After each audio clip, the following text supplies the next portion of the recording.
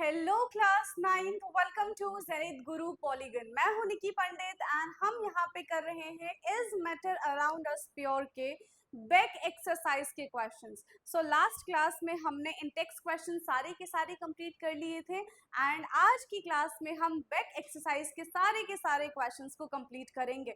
I hope कि आप सब तक मेरी आवाज एकदम क्लियर पहुंच रही होगी। Let's start today's class. So आज की क्लास का हमारा पहला क्वेश्चन क्या है बेटा? पहला क्वेश्चन है which separation technique will you apply for separating the following. कौन कौन से सेपरेटिंग टेक्निक्स हम यहाँ पे अप्लाई करेंगे टू सेपरेट दी थिंग्स। जैसे कि sodium chloride from the solution in water, मतलब हमारे पास क्या है, वाटर में सोडियम क्लोराइड है, ठीक है, NaCl है, तो क्या करेंगे, पानी को इवापोरेट करा दो, NaCl उसी में रह जाएगा, तो हम इन दोनों को सेपरेट कर पाएंगे। सो वो किस टाइप का ये प्रोसेस है? तो दिस इज इवापोरेशन। क्या है ये? इवापोरेशन है। So first one is evaporation. Second one है हमारा ammonium chloride from a mixture containing sodium chloride and ammonium chloride. तो अमोनियम क्लोराइड क्या कर रहा है? एक मिक्सचर का फॉर्मेशन कर रहा है। किसके साथ मिक्सचर का फॉर्मेशन कर रहा है?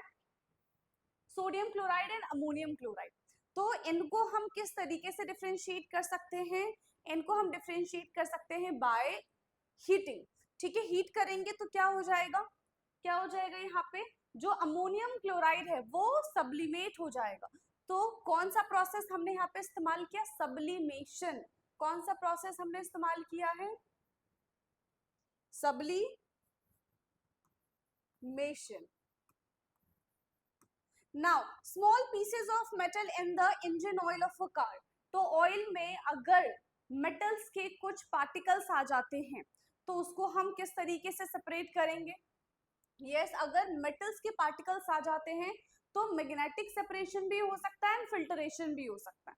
ठीक है, कि मैग्नेट्स से हमने उसको क्या कर लिया? सेपरेट कर लिया। तो मैग्नेटिक सेपरेशन और फिल्टरेशन, ये दोनों चीजें यहाँ पे पॉसिबल है। Now different pigments of an extract of flower petals. तो हमारे पास फ्लावर पेटल से इनके जो पिगमेंट्स है, जो कलर है, उनको अगर हम सेपरेट करेंगे तो इसके लिए हम कौन सा प्रोसेस इस्तेमाल करेंगे? इसके लिए हम इस्तेमाल करते हैं क्रोमेटोग्राफी। अब ये क्रोमेटोग्राफी क्या होता है ये तो हमने पढ़ा ही नहीं है ना? छोटी क्लास में आपने क्रोमेटोग्राफी नहीं पढ़ा है क्या? देखो, एक पेपर होता है, ठीक है, जिसको हम क्या कहते हैं? क्रोमेटोग्राफी पेपर कहते हैं। अब इस पे हम एक लाइन ड्रॉ करेंगे और जितने भी हम ऐसा मान के चल सकते हैं कि हमारे पास 3-4 कलर के पिगमेंट्स हैं, हमने उसको इस पे ड्रॉ किया, ठीक है, पुट किया, और इसको एक सॉल्वेंट के अंदर हम डाल देंगे। अब कुछ टाइम के बाद क्या होगा? जैसे जैसे इस पेपर के थ्रू सॉल्वेंट रन करेगा वो धीरे धीरे इन कलर्स को क्या कर देगा? सेपरेट कर देगा। So the process is chromatography. Process क्या है यहाँ पे? Chromatography.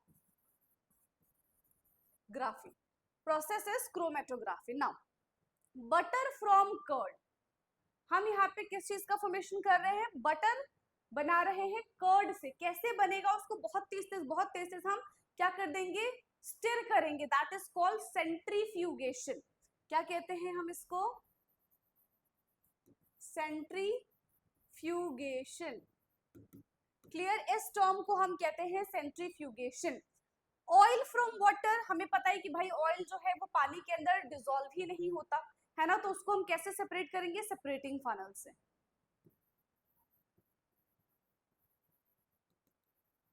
Separating funnel. Tea leaves from T कैसे होता है? इसको फिल्टर कर दो, तो फिल्टरेशन। यहां पे लिख रही हूं मैं। नेक्स्ट है आयरन पिन्स फ्रॉम सैंड। तो अगर आयरन की पिन्स है, मेटल पिन है, तो हम कैसे सेपरेट कर सकते हैं? मैग्नेटिक सेपरेशन का हम यहाँ पे इस्तेमाल करेंगे। मैग्नेटिक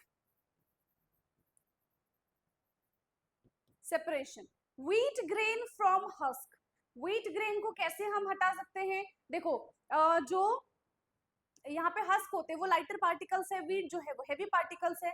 तो थ्रू विनोइंग, विनोइंग क्या होता है, एक हाइट से हम क्या करेंगे, जो ग्रेन्स है उसको हम सेपरेट करेंगे, ठीक है। तो जिस डायरेक्शन में हवा बहेगी उसी डायरेक्शन में लाइटर पार्टिकल्स मूव कर जाएंगे, एंड जो ग्रेन्स है वो क्योंकि हेवी पार्टिकल्स होंगे तो वो वहीं पे नीचे गिर जाएंगे, और इस तरीके से through the winnowing process we can separate. Okay, तो यहाँ पे हम विनोइंग मेथड का इस्तेमाल करेंगे। नेक्स्ट है हमारा fine mud particle suspended in water. तो जो फाइन मड पार्टिकल्स है वो सस्पेंड हो गए वाटर में, नीचे बैठ जाएंगे, तो उसका डिकेंटेशन कर दो और उसके बाद उसका फिल्टरेशन कर दो। सो decantation and filtration.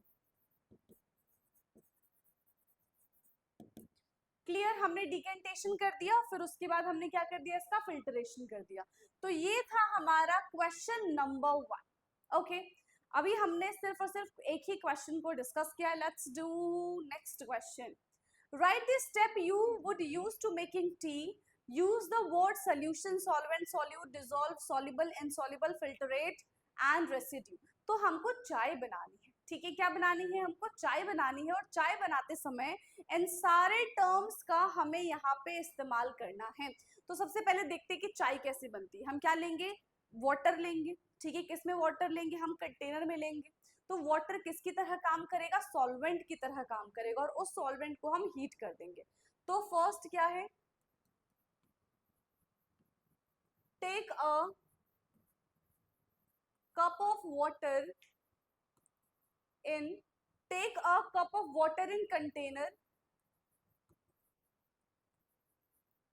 as a solvent and heat it। और उसको हम क्या कर देंगे, हीट कर देंगे। सेकेंड चीज, हम उसमें क्या ऐड करेंगे, शुगर ऐड करेंगे, जो कि सॉल्यूट की तरह काम करेगा। Add sugar in it. क्या ऐड कर रहे हैं हम यहाँ पे, शुगर ऐड कर रहे हैं, which is solute, which is solute, add sugar in it which is solute। और फिर से इसको हीट करेंगे till the sugar dissolve, heat till all the sugar dissolve।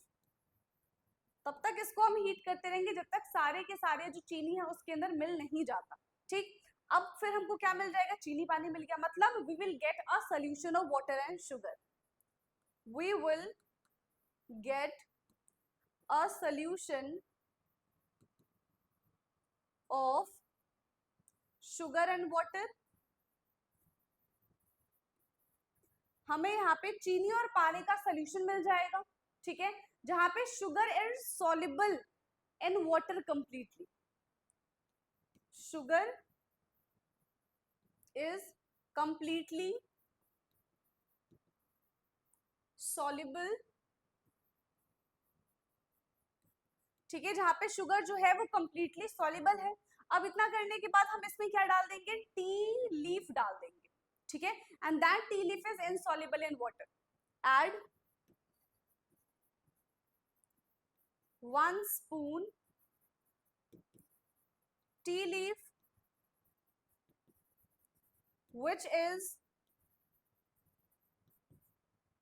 insoluble in water, ठीक है। इसके बाद हमने चाय पत्ती डाल दी जो कि इनसॉल्युबल है। अब फिर से हम इन सबको क्या करेंगे, हीट करेंगे, और उसमें मिल्क ऐड करेंगे which is soluble in water, ठीक है। Boil the content and add milk which is soluble. और हमने इसमें मिल्क डाल दिया जो कि क्या है, सॉल्युबल है, ठीक है, विच इज सॉल्युबल इन वाटर। और अभी भी हम इसको कंटिन्यूएशन में हीट देते जा रहे हो, चाय हमारी फिर बन जाएगी। Now filter the T. चाय बनने के बाद हम क्या करेंगे, फिल्टर दी टी। इसी चाय को हम छान लेंगे with the help of strainers, with the, ठीक है, filter the T with the help of strainers, यानी कि जो चाय छन्नी होती है उससे। तो जो टी लीफ होगा वो क्या हो जाएगा, कलेक्ट हो जाएगा, tea leaf collect on the strainer which is residue. Tea leaf और tea leaves collect in stainer which is residue। तो सारे के सारे टर्म्स हमने यहाँ पे इस्तेमाल किए हैं चाय बनाते समय, समझ में आ गया, सारे के सारे टर्म्स हमने यहाँ पे इस्तेमाल कर लिए। Now the next question is question number 3। So question 3 is Pragya tested the solubility of the 3 different substances at the different temperature and collect the data as given below. Okay. Now, results are given in the following table as gram of a substance dissolved in 100 gram of water to form a saturated solution. ठीक है, तो ये जो हमारे पास है वो किसका data दे रखा है, एक सैचुरेटेड सोल्यूशन का डेटा दे रखा है। पोटेशियम नाइट्रेट 21, सोडियम क्लोराइड 36, ठीक है, ये इतने टेम्परेचर पे, ये सब अलग अलग टेम्परेचर पे है। Now let's read the question कि एक्चुअल में क्वेश्चन क्या पूछ रहे हैं हमसे। So they are asking what mass of potassium nitrate would be needed to produce a saturated solution of potassium nitrate in 50 gram of water at 313 Kelvin। इसका क्या मतलब है, देखो क्या है हमारे पास यहाँ पे पोटेशियम नाइट्रेट 313, पोटेशियम नाइट्रेट कितना है हमारे पास 313 पे 62, ठीक है, पोटेशियम नाइट्रेट कितना दे रखा है हमें हमारे पास 313 पे 62, राइट, 62 दे रखा है। अब हमसे क्वेश्चन क्या पूछ रहे हैं, देखो पहले तो लिख लो, हमसे क्वेश्चन क्या पूछ रहे हैं कि produce saturated solution of potassium nitrate in 50 gram of water. 50 gram of water, पहले कितने ग्राम वाटर था हमारे पास, 100 ग्राम वाटर था, ठीक है, पहले हमारे पास 100 ग्राम वाटर था। 50 ग्राम वाटर के लिए हमको सैचुरेटेड सोल्यूशन अगर बनाना है तो कितना अमाउंट ऑफ सॉल्यूट की हमको रिक्वायरमेंट होगी। ओके, सो इसका आंसर हम क्या लिख देंगे बेटा, कितने अमाउंट की जरूरत होगी हमें, 313 केल्विन पे ये हमारे पास 62 ग्राम था, राइट, 313 केल्विन पे हमारे पास 62 ग्राम था। Now mass of KMnO4 potassium nitrate ने, मास of KNO3, mass of KNO3 कितने ग्राम के लिए, 50 ग्राम, तो जस्ट इसका क्या हो जाएगा 100 ग्राम हो जाएगा। ये किसके लिए है, ये 100 ग्राम के लिए, ये हमारे पास जो भी डेटा दे रखा था वो 100 ग्राम के लिए दे रखा था। Mass of KNO3 in 50 gram of water at 313 kelvin, at 313 kelvin, ठीक, तो क्या लिखेंगे हम भाई, क्या लिखेंगे, अगर 100 ग्राम में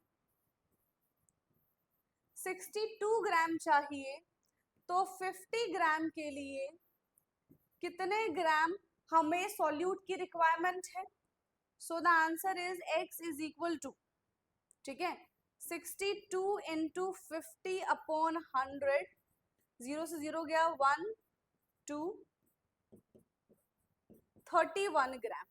कितने अमाउंट की रिक्वायरमेंट है हमको यहाँ पे, 31 ग्राम अमाउंट की रिक्वायरमेंट है, समझ में आया। Now the second question is, second part is Pragya make a saturated solution of potassium chloride in water at 353 Kelvin and leave the solution to cool at room temperature. What would she observe as the solution cools? जैसे ही solution cool होगा तो क्या हो जाएगा, yes बताओ, हमें यहाँ पे क्या हो जाएगा, उसके क्रिस्टल्स नजर आने लग जाएंगे, ठीक है, पोटेशियम क्लोराइड जो है हमारे पास उसके क्रिस्टल्स नजर आएंगे, कब, जब वो सोल्यूशन कूल डाउन होने लग जाएगा।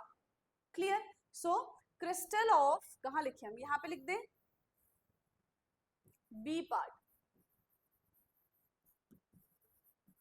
crystal of potassium chloride, okay, crystal of potassium chloride will be obtained, crystal of potassium chloride will be obtained on cooling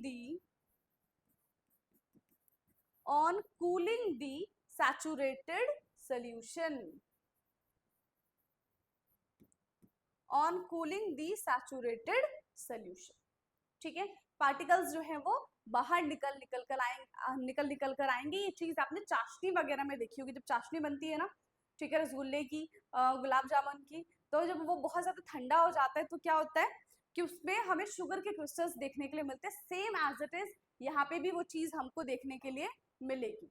उसके बाद है find the solubility of each salt at 293 kelvin and which salt at the highest solubility at this temperature. किस salt का highest solubility है 293 kelvin पे? 293 kelvin पे किसका है? अमोनियम क्लोराइड का। यस, किसका है यहाँ पे? अमोनियम क्लोराइड का। बस इतना ही हमसे पूछा था कि सारा लिख दो और बता दो किसका ज्यादा हो जाएगा, तो अमोनियम क्लोराइड का होगा। सो द हाईएस्ट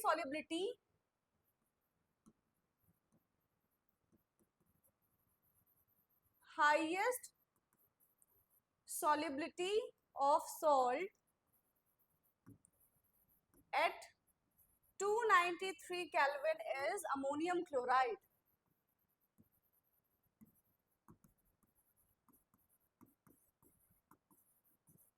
क्या हो जाएगा हमारे पास? अमोनियम क्लोराइड हो जाएगा। नेक्स्ट है what is the effect of change of temperature on solubility on salt. Okay, तो क्या इफेक्ट पड़ता है टेम्परेचर इंक्रीज करने से सॉलिबिलिटी ऑफ सॉल्ट पे? तो याद रखना, जैसे जैसे हम टेम्परेचर इंक्रीज करते हैं solubility of solute in a solvent increase हो जाता है। ठीक है, so on increasing temperature, on increasing temperature, the solubility of solute increase. The solubility of solute क्या हो जाएगा? ये भी increase हो जाएगा। आ गया समझ में? नेक्स्ट क्वेश्चन है हमारा explain the following given examples. चलिए, तो अब इन एग्जांपल्स को हम एक्सप्लेन करते हैं। सबसे पहला है हमारे पास सैचुरेटेड सॉल्यूशन। सैचुरेटेड सॉल्यूशन क्या होता है? Saturated solution when no more solute can dissolve in a given amount of solvent, इसको हम कहते हैं सैचुरेटेड सॉल्यूशन। ठीक है, when no more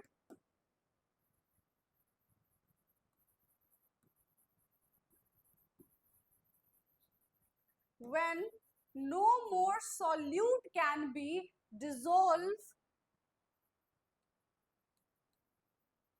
when no more solute can be dissolved further at the given solvent at given temperature। ठीक है, given solvent at given temperature, fix temperature के बारे में बात करें, is called saturated solution, is called saturated solution. उसको हम क्या कहते हैं? तो उसको हम कहते हैं saturated solution. Now the next one is pure substance. Pure substance क्या होता है? Pure substance, pure substance consist only a single type of particles, right? So pure substance consist only single type of particles। Pure substance में सिर्फ और सिर्फ single type of particles he consist होते हैं। For example gold, silver etcetera. Okay, gold, silver etcetera. Now the third one is colloid and suspension. Colloid क्या होता है? सी है यहाँ पे हमारा colloid. Now what is colloid? Any idea? Colloid क्या होता है? कोलॉइड एक सॉल्यूशन है, ठीक है, जो दिखने में तो होमोजीनियस की तरह होता है बट एक्चुअल में वो हेट्रोजीनियस होता है and their size particles is bigger than solution but smaller than suspension, ठीक है, समझ में आ गया, हम उसको अपनी आंखों से नहीं देख सकते हैं, okay, so it is a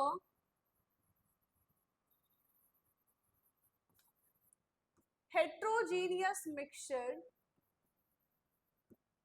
it is a heterogeneous mixture, but the particle size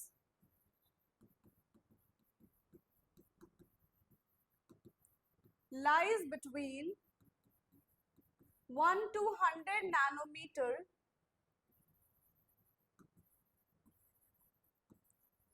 which cannot be visible through our naked eyes, through our naked eyes, जो कि हमारे naked eyes से नहीं दिख सकता है, एंड ये स्टेबल होता है, yes they are stable, but कुछ टाइम के बाद हमें इसके पार्टिकल थोड़े नीचे जमे हुए दिखाई देते हैं, एग्जाम्पल इंक, ब्लड, ठीक है, now the D portion is suspension, suspension क्या होता है, again suspension is a heterogeneous mixture in which solute particles are big enough to scatter a beam of light, ठीक है, it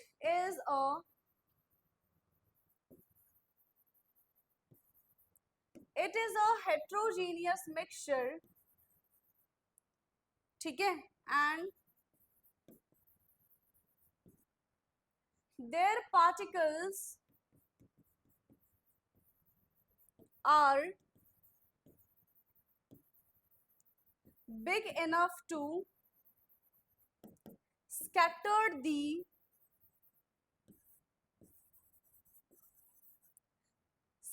the beam of light and shows Tyndall effect.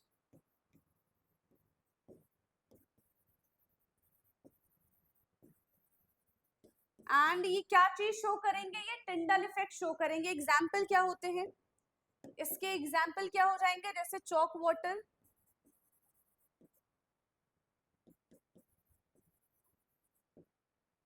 ठीक है, chalk water हो गया, paint etcetera, muddy water है, chalk water है, paint water है, ठीक है, etcetera, okay, now next question is question number 5, classify each of the following as a homogeneous or a heterogeneous mixture, हमको बताना है कि इसमें से कौन सा होमोजेनियस है, कौन सा हेटेरोजेनियस है, वेरी इजी क्वेश्चन, राइट, सो फटाफट से बता दीजिए, homogeneous and heterogeneous, homogeneous and heterogeneous, तो सोडा वाटर क्या है, होमोजीनियस है,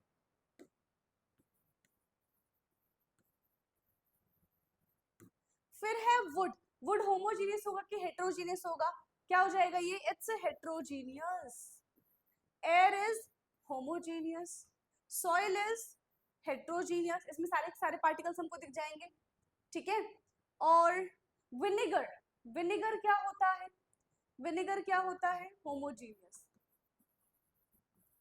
एंड फिल्टर्ड टी ये भी होमोजीनियस ही है,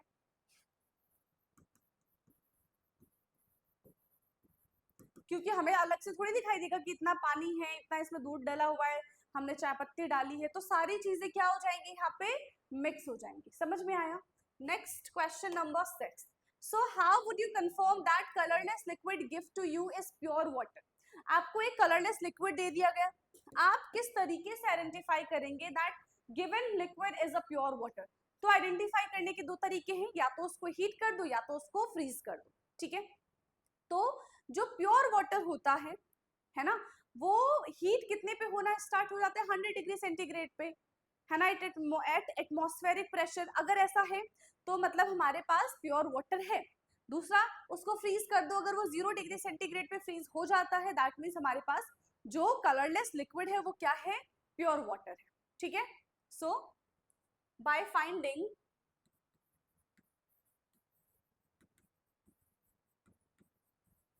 ठीक है, बाय फाइंडिंग that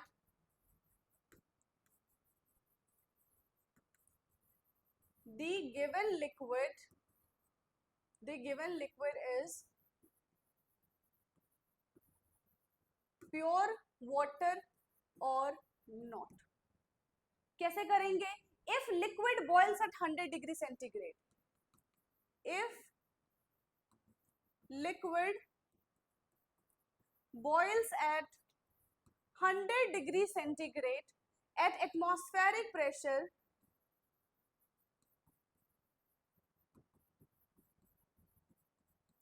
ठीक है, बॉइल होगा at atmospheric pressure, then it is pure water, then it is pure water. और इफ इट इज फ्रीज, है ना, इफ हम दोनों में से कुछ भी काम कर सकते हैं, it is freeze at 0 degree centigrade, then also it is pure water. अगर 0 डिग्री पे हम इसको फ्रीज भी कराते हैं तो भी ये क्या हो जाएगा? प्योर वाटर ही कहलाएगा. समझ में आ गया? Because pure water have fix melting and boiling point. Because pure water have fix melting point and boiling point. Pure water के पास fix melting point and fix boiling point होता है. क्लियर? नाउ नेक्स्ट क्वेश्चन है हमारा question number 7. Which of the following material fall in the category of a pure substance? कौन सा इसमें से प्योर सब्सटेंस की कैटेगरी में आएगा? आइस. आइस क्या है? पूरा पूरा वाटर है, तो ये हमारा प्योर सब्सटेंस आएगा. मिल्क जो है, क्या ये प्योर है? बता दो फटाफट से. मिल्क जो है क्या ये प्योर है? नहीं, ये हमारा इम्प्योर सब्सटेंस है. आयरन जो है वो प्योर सब्सटेंस है. हाइड्रोक्लोरिक एसिड प्योर है. कैल्शियम ऑक्साइड प्योर है. मर्करी प्योर है. ब्रिक जो है वो इम्प्योर सब्सटेंस है. आईएस से मैं लिख रही हूँ. वुड भी हमारा इम्प्योर सब्सटेंस है एंड एयर भी हमारा इम्प्योर सब्सटेंस है. ठीक है, समझ में आ गया प्योर कौन सा है और इम्प्योर कौन सा है. नेक्स्ट क्वेश्चन है हमारा question number 9. So which of the following will show Tyndall effect? कौन सा इसमें से फॉलोइंग सब्सटेंस जो हमारे पास प्रेजेंट है वो टिंडल इफेक्ट शो करेगा? यस, बता दीजिए फटाफट से. तो salt solution, milk, copper sulphate solution and starch. बताओ कौन सा इसमें से जो है, क्या हमने क्वेश्चन पूरा पूरा लिया है? Wait, question number 9. ओके, हाँ ठीक है, ये क्वेश्चन है कौन सा इसमें से टिंडल इफेक्ट शो करेगा? बताओ कौन करेगा? सॉल्ट सोल्यूशन करेगा क्या? ये तो देखो प्योर सोल्यूशन है. प्योर सोल्यूशन कभी भी, प्योर सोल्यूशन जो होते हैं वो कभी भी टिंडल इफेक्ट शो नहीं करते. तो कौन करेगा? मिल्क करेगा. ठीक है, मिल्क करेगा एंड स्टार्च सोल्यूशन करेगा. Milk and starch solution will show Tyndall effect. Milk and starch solution will show Tyndall effect. समझ में आ गया? क्लियर है? 7 के बाद हमारा 9 है. 8 क्वेश्चन मिसिंग है. 8 क्वेश्चन हमारा मिसिंग हो गया. अच्छा, यही गड़बड़ हो रही थी, रुको. 8 क्वेश्चन,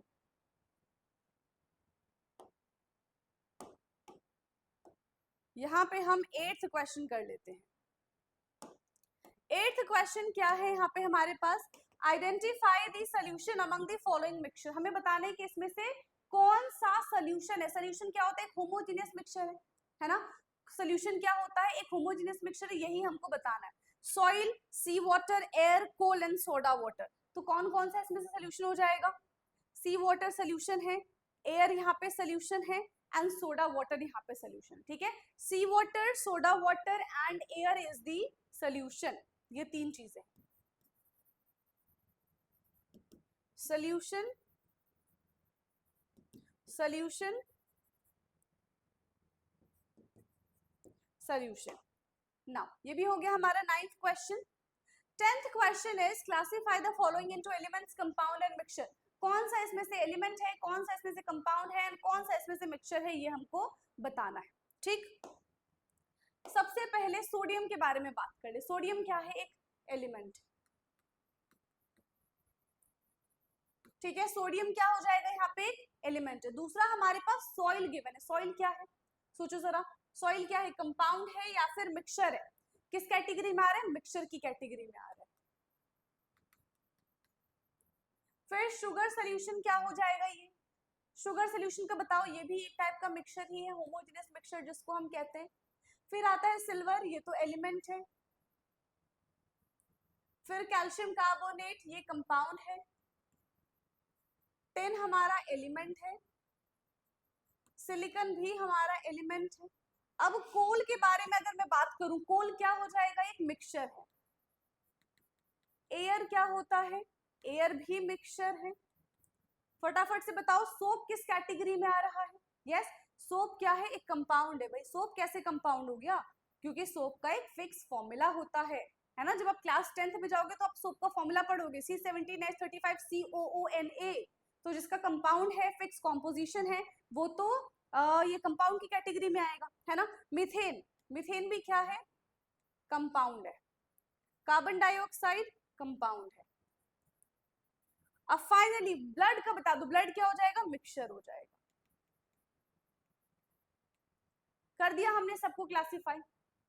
नाउ अब हम आ चुके हैं फाइनली अपने लास्ट क्वेश्चन की तरफ, जो कि है क्वेश्चन नंबर 11, और इसके बाद हमारा ये जो बैक एक्सरसाइज की क्वेश्चन है वो भी कंप्लीट हो जाएंगे। So which of the following are the chemical changes? ठीक है, कौन सा इसमें से केमिकल चेंज होगा?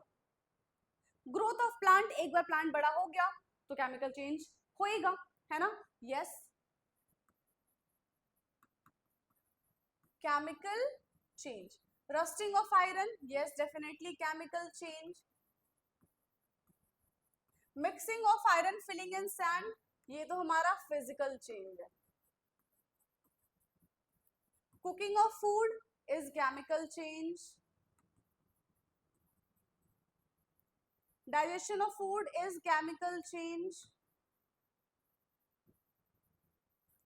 Freezing of water is physical change. Or burning of candle is chemical as well as physical change. Chemical and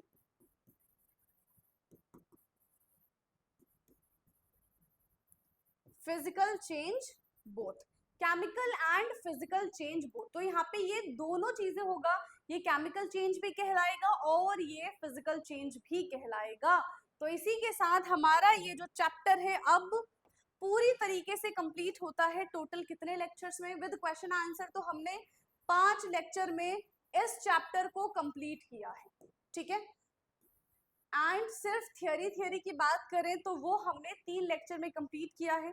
ज्यादा बड़ा चैप्टर नहीं था, आसान से क्वेश्चंस थे, तो फटाफट से नोट्स बनाइए एंड क्वेश्चन आंसर करिए और पेपर के लिए आप तैयार हो जाइए। ओके, सो बाकी हम मिलेंगे नेक्स्ट क्लास में ढेर सारे क्वेश्चंस के साथ।